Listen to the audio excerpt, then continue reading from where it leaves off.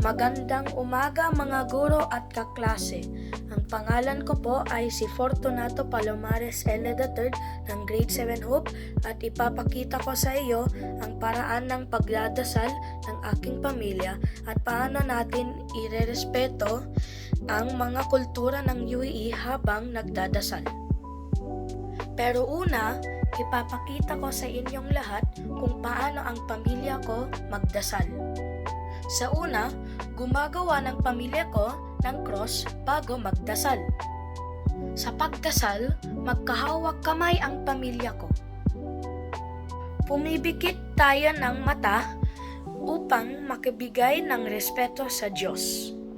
Ngayon, ipapakita ko sa inyong lahat kung paano natin nabibigay ang respeto sa kultura ng UAE habang nagdadasal. Sa una, nagsusuot kami ng damit na angkop.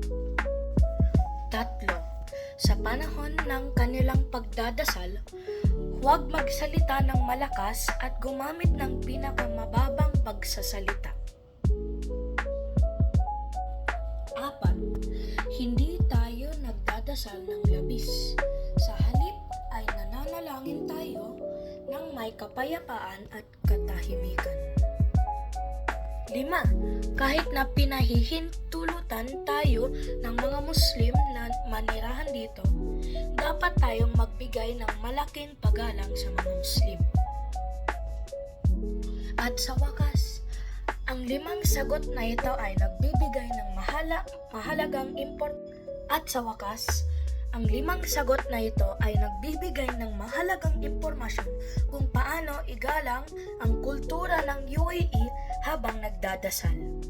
Salamat sa mga guro at kaklase at paalam.